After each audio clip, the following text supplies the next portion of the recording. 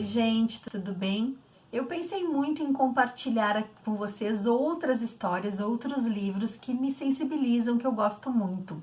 E eu pensei em abrir uma playlist de livros internacionais e outra de livros nacionais. Eu acho que poder compartilhar com vocês as coisas que eu gosto, que eu sinto, é uma forma da gente conversar aqui um pouquinho e também a gente se dar conta de tantos sentimentos que norteiam as nossas vidas, né? Das coisas que a gente aprende no dia a dia com outras pessoas, nas nossas relações, nas nossas profissões. Então, para abrir essa playlist aqui de livros internacionais, eu pensei em começar com esse escritor que eu amo de paixão. Ele se chama Léo Buscaglia e se ele estivesse vivo, neste ano ele estaria completando 100 anos. É um autor assim que eu conheci lá nos meus 15 anos de idade, foi na época do magistério, a minha professora de didática, estrutura e funcionamento. Ela trouxe esse livro aqui para a gente ler e conhecer, Vivendo, Amando e Aprendendo. E eu quero começar com uma frase aqui muito linda de Van Gogh, que está escrita na página 192. É uma das frases que eu assinalei nesse livro e ele diz assim: você já parou para pensar quantas vezes por dia você diz que odeia, detesta ou tem raiva de alguma coisa? Não seria mais bonito a gente dizer que o melhor meio de amar a vida é amar muitas coisas? É dizer que você ama as coisas? Quantas vezes você diz por dia, eu gosto disso, eu gosto daquilo, eu gosto de flores, eu gosto de crianças? Será que as nossas frases, as nossas expressões não trazem uma energia para junto de nós? Foi pensando em todas essas coisas que eu escolhi então para vocês apresentar esse autor maravilhoso chamado Léo Buscaglia. Ele foi um professor de uma universidade do sul da Califórnia que trouxe pela primeira vez na vida uma disciplina chamada amor. E vocês acreditam que a turma dele lotou? Para começar, o Léo Buscaglia teve que assim, convencer o reitor da universidade de que tinha muitos jovens ali, muitas pessoas interessadas em debater, em discutir sobre o amor. O nome da disciplina já foi uma confusão, porque imagina, num lugar científico onde se produz conhecimento, um professor querer parar para discutir sobre amor, sobre esse sentimento que está no nosso dia a dia, mas que as pessoas não param para refletir e para conversar. O reitor achou aquilo tudo muito estranho, mas ele já conhecia Léo Buscaglia e sabia que aquele professor era estranho. Léo Buscaglia, toda vez que se encontrava com o reitor, dava um abraço nele. E o reitor nunca foi chegado a abraços, nunca gostou, no máximo, um aperto de mão. Mas com o tempo, ele passou a perceber que o Léo Buscaglia era assim. Ele sempre o abraçava e aí toda vez que os dois se encontravam, o reitor já estava esperando por aquela situação, por aquela demonstração de carinho, né? E o Léo Buscaglia era assim. Ele gostava de ouvir as pessoas, ele gostava de dar espaço para que as pessoas pudessem falar e trazer à tona suas emoções. Ele era americano, mas filho de italianos. E quem é italiano sabe que é uma casa cheia, uma gritaria, todo mundo fala ao mesmo tempo e ali as relações vão acontecendo. Ele conta nesse livro chamado Amor que ele cresceu num lar muito carinhoso, onde tinham pessoas jovens e velhas. Na mesma casa, no mesmo pátio, no mesmo terreno, tinham avós, tios, pais, irmãos, bebês nascendo e gente morrendo, que é o ciclo da vida, que é como as coisas acontecem. E ele vai trazendo aqui várias informações da sua infância. A gente se emociona e se sensibiliza com esse autor. Pelo fato dele ser filho de imigrantes, de italianos, chamavam ele de carcamano na escola. Então isso ia magoando ele. Fora que a cultura italiana para a cultura americana também tinha suas diferenças. Ele disse que durante o inverno a mãe amarrava cabeças de alho num lenço no pescoço de todos os filhos. Então ele ia para a escola com aquele lenço com um alho dentro para espantar a gripe, para espantar os vírus. E ele diz que isso de fato funcionava, porque ele nunca ficou doente na sua infância. E ele achava, rindo depois, anos depois, que era uma forma de afugentar as pessoas, porque ele devia feder tanto a alho que os amiguinhos nem chegavam perto para brincar. Então, olha como são as coisas, os sentimentos de uma criança. O pai, todo dia, quando chegavam na hora do almoço ou da janta, que a família se reunia, o pai perguntava: o que vocês aprenderam hoje? Todo dia o pai queria saber das coisas dos filhos, o que eles tinham visto e aprendido. E ele conta que depois de velho, quando ele se deitava na cama e que ia dormir, ele perguntava para si mesmo: Léo, o que você aprendeu hoje? E se ele não soubesse responder, ele levantava imediatamente, pegava um livro, uma enciclopédia e ia lá buscar alguma informação. Porque isso foi um jeito que ele foi criado e aquilo foi se naturalizando nele como um hábito, como uma coisa bonita de se aprender e de compartilhar com as outras pessoas. E eu acho que esse livro é sobre isso, é sobre compartilhar. Na página 18 ele fala assim: estamos todos sempre juntos, mas estamos morrendo solitários. Que tristeza, né? A gente não poder compartilhar, não falar com outras pessoas, não poder trocar os nossos sentimentos e as nossas impressões da vida. Então esse livro vai trazer sobre isso e vai trazer sobre os jovens e os alunos que ele teve ao longo de sua vida, como as pessoas queriam falar. Ele chama atenção inclusive para as crianças, que a gente não pode podar as crianças, a gente não pode rotulá-las, a gente tem que estar ali aberto, educando-as para que elas floresçam, para que elas desabrochem no amor. E não na raiva, não no ódio, mas sim no respeito, na compaixão, na empatia pelo próximo. Na página 20, ele vai dizer assim: a educação deveria ser o processo de ajudar cada criança a descobrir a sua individualidade, de ensiná-la como desenvolver essa particularidade e então mostrá-la como compartilhar isso, pois essa é a única razão para se ter alguma coisa. Imagine como esse mundo seria se em todos os lugares você encontrasse pessoas que lhe dissessem: é bom que você seja um ser único, diferente. Mostre-me sua individualidade para que eu possa aprender com elas, que eu possa aprender com você. E ao longo do livro, o autor ele vai dialogando sobre várias coisas. Por exemplo, ele diz que o amor a gente aprende. A gente não nasce sabendo amar, a gente aprende na relação com as outras pessoas. O amor é uma interação dinâmica vivida em todos os momentos da vida, durante toda a sua vida. E ele fala que a gente pode amar muita coisa, desde uma pessoa, um bicho, uma planta, uma torta de maçã. São amores diferentes que vão se constituindo. É muito lindo esse livro e ele vai trazer aqui várias situações, casos, lugares que ele viajou, tribos africanas, cidades no Nepal, onde ele vai conhecendo pessoas e onde todos se ajudam em momentos de cheia, em momentos de seca. As pessoas são solidárias umas com as outras, com os seus vizinhos. É muito bonito, a gente aprende a amar e a refletir sobre o amor. Segue aí a primeira dica. A segunda dica, gente, ai meu Deus, esse livro aqui, eu tinha 15 anos de idade quando eu li pela primeira vez. E eu acabei emprestando o meu livro, não sei onde foi parar, nunca mais a pessoa que pegou emprestado me devolveu. E eu acabei comprando um outro livro anos mais tarde, mas eu fiquei ainda com aquele sentimento de perda, porque o meu livro era todo pintado, todo rascunhado, anotado, com uma Andréia adolescente lá dos seus 15 anos, né? Então, quando a gente lê um livro anos mais tarde, a gente tem outros aprendizados, a gente enxerga as coisas de uma outra forma. E eu perdi a forma que eu tinha enxergado esse livro lá nos meus 15 anos. Não tem problema, acho que a vida é assim, muitas coisas a gente recebe, outras a gente perde.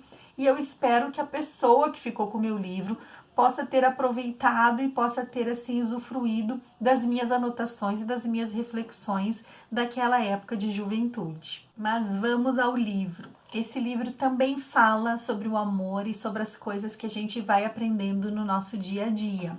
Na página 49, ele compartilha um estudo de uma professora chamada Elise Page. Essa professora, ela fez um experimento com a sua turma de alunos. Ela dividiu a classe em 3 grupos. No primeiro grupo, cada vez que os alunos faziam uma tarefa, ela só dava uma nota. Nota 1, 2, 3, 4, 5 até 10. No segundo grupo, ela colocava a nota e mais uma frase. Muito bem, parabéns, gostei.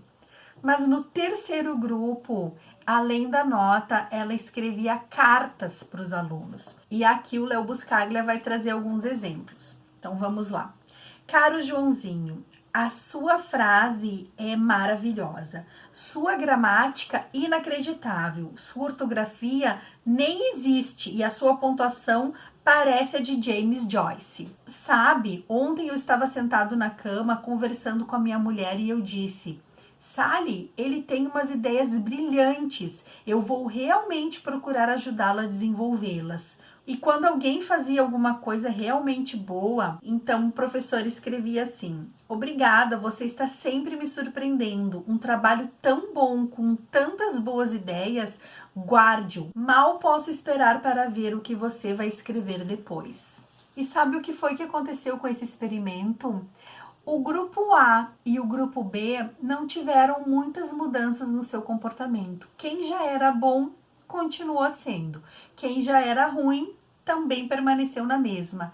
Mas o grupo C teve um crescimento exponencial, porque os alunos se sentiam motivados a escrever mais, a melhorar, porque as frases e as cartas do professor eram sempre incentivadoras. Esse experimento ele repete também anos mais tarde numa outra escola, quando a Universidade de Harvard vai lá, conversa com os professores e diz para os professores que João, Maria e José vão ser os melhores alunos porque eles foram ótimos num teste de QI que fizeram.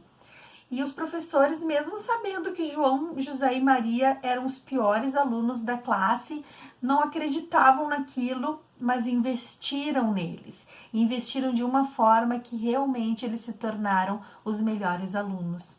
Então, para a gente ver como acreditar nas pessoas, como valorizá-las, como incentivá-las, isso vai fazer a diferença na vida de cada um.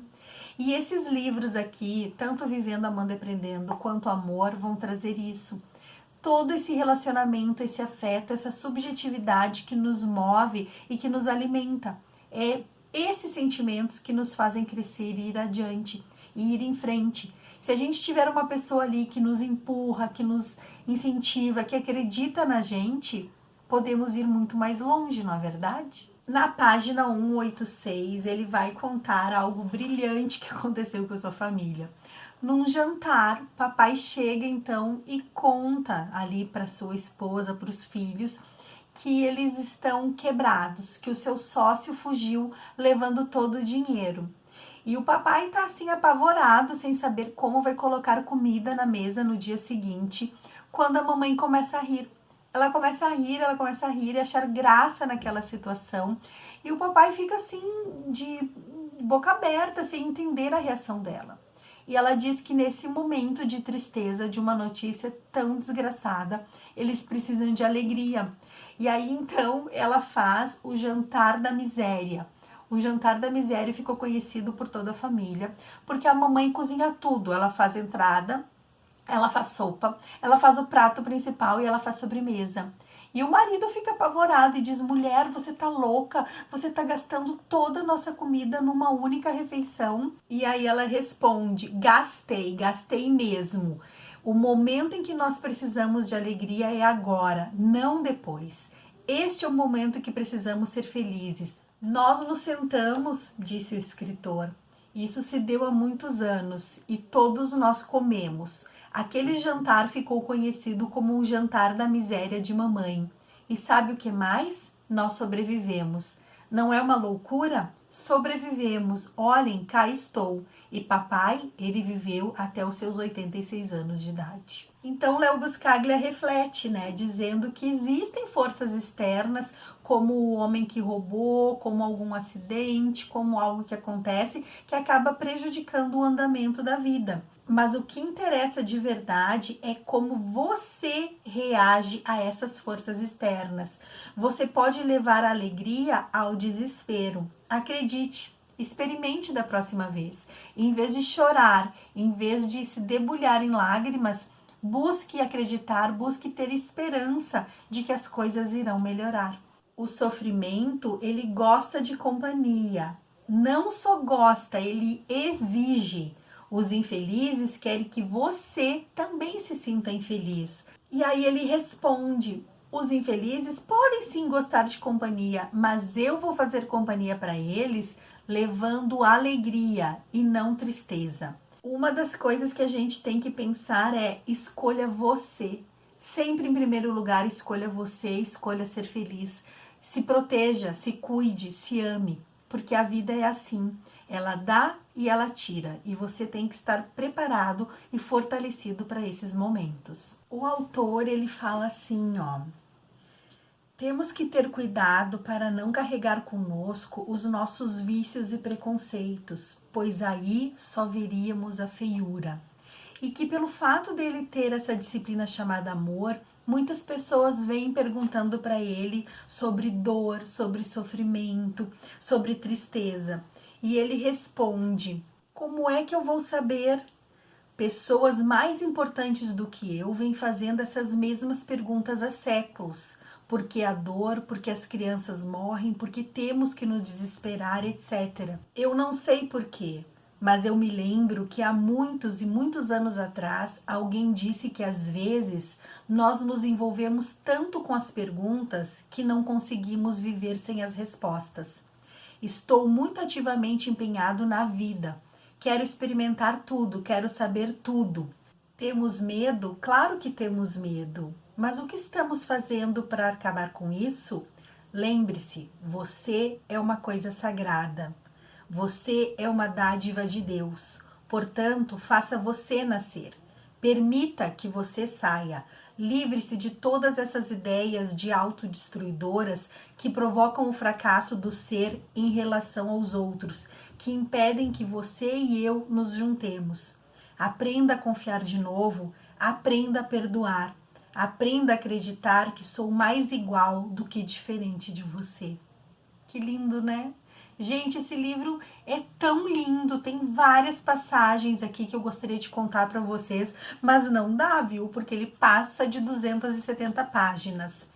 Tem um pedacinho aqui, um poeminha chamado Não se iluda comigo.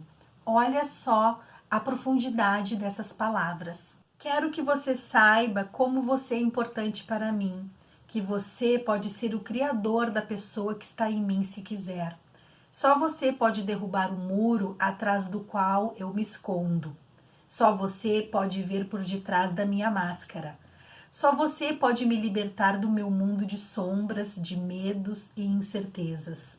Portanto, por favor, não deixe de me levar em conta. Sei que não será fácil para você. Uma convicção de dignidade constrói muros fortes. E quanto mais você se aproximar de mim, mais cegamente eu poderei repeli-lo.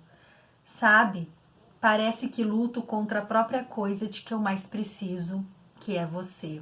A vida é feita de relações, né? De sentimentos, de trocas, de carinho. A gente não nasceu para ser sozinho, a gente nasceu para estar em comunhão com o próximo. E a gente tem que saber expressar os nossos sentimentos, dizer para a pessoa do nosso lado que a gente gosta dela, que ela é bonita, que ela é querida. Que a gente possa telefonar para os pais e dizer: mãe, eu te amo, pai, eu te amo, obrigada por tudo, né? Que a gente possa estar com os nossos. E a gente vai passando dia após dia e parece que as coisas começam e terminam e a gente não consegue estabelecer relações, a gente não consegue estabelecer afeto. Então, se você puder, abrace seu filho, beije seu marido, faça um carinho no seu cachorro, diga para o próximo que você gosta dela, que você está ali por ela e para ajudá-la no que for preciso. Na página 88, o autor ele vai dizer que a gente está sempre protelando para amanhã, que a gente tem vergonha de expor os nossos sentimentos, né? Ele conta que certa vez ele conheceu uma moça, né, que deu para ele um poema e que ela autorizou ele a compartilhar tanto com os alunos quanto nesse livro. Mas ela não queria dizer o seu nome, ela queria ficar anônima, porque a história teve um desfecho triste. Se chama Coisas que Você Não Fez. E o poema começa assim: lembra-se do dia em que tomei emprestado o seu carro novo em folha e o amassei? Pensei que você me mataria, mas não me matou. E lembra-se da vez em que eu arrastei para a praia e você disse que ia chover e choveu? Pensei que você ia dizer, eu não disse? Mas você não disse. Lembra-se da vez em que eu namorei todos os caras para lhe fazer ciúmes e consegui? Pensei que você me largaria, mas você não largou. Lembra-se da vez que derramei torta de morango em cima do tapete novo do seu carro? Pensei que fosse me bater, mas não bateu. E lembra-se da vez em que eu me esqueci de lhe avisar que a festa era a rigor e você apareceu de jeans? Pensei que você fosse me deixar, mas você não deixou. Houve uma porção de coisas que você não fez, mas me aguentou e me amou e me protegeu. Havia muitas coisas que eu queria lhe retribuir quando você voltasse do Vietnã, mas você não voltou. Ai, gente, que tristeza, né? Eu me emociono porque a gente fica sempre deixando para amanhã as coisas mais importantes da nossa vida, que são as pessoas, as relações. E se acontece um acidente, se acontece uma desgraça, se acontece uma morte, será que você está preparado para deixar aquela pessoa ir sem ter se despedido? Sem ter dito o quanto amava e o quanto ela te fazia feliz? Então o autor vai dizendo que a hora é agora. Não é amanhã, não é quando a pessoa estiver no leito de morte que você vai dizer o seu amor. Quando você pergunta para alguém o que você faria, para quem você telefonaria se soubesse que vai morrer agora, as pessoas dizem, eu telefonaria para minha mãe, para minha avó, para minha esposa e diria que a amo. E por que não faz isso agora? Vai esperar um acidente, vai esperar uma tragédia para poder expressar todos os sentimentos que você tem por aquela pessoa? O autor diz assim na página 146.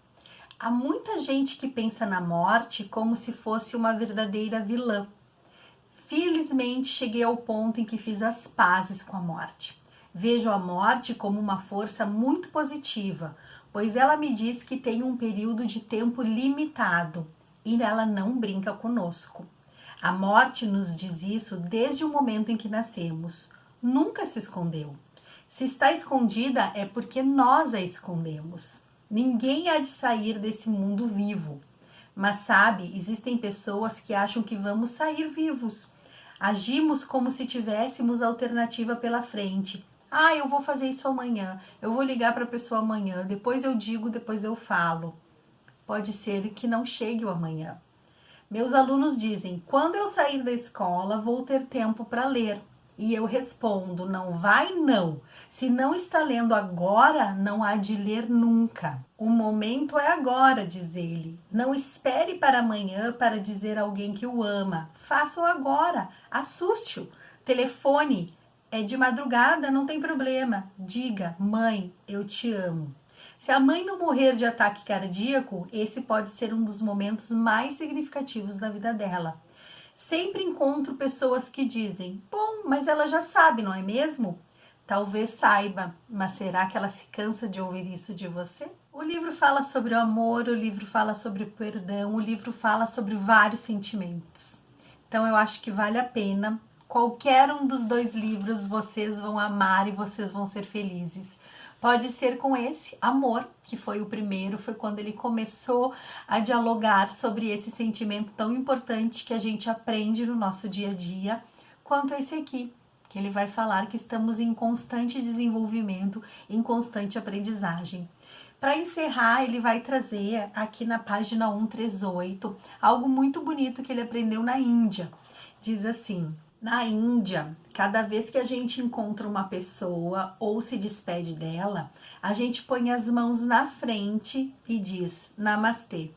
Isso quer dizer, respeito um lugar em você em que reside todo o universo. Respeita o lugar em você em que, se você estiver neste lugar em você e se eu estiver nesse lugar em mim, existirá um nós. E ele termina o capítulo dizendo namastê. Namastê para vocês também, respeito vocês, espero que vocês tenham gostado da dica desse final de semana. Léo Buscaglia para sempre, para a gente refletir, para a gente lembrar que as relações estão aí, os sentimentos estão aí e que a gente não pode deixar passar as pessoas que estão aqui na nossa vida, né? Vivemos num ciclo, em momentos diferentes e que a gente possa estar sempre vivendo, aprendendo e amando as pessoas à nossa volta. Então eu me despeço por aqui, desejo a vocês um abençoado final de semana, fiquem com Deus e a gente se encontra na próxima história. Beijo grande, tchau, tchau.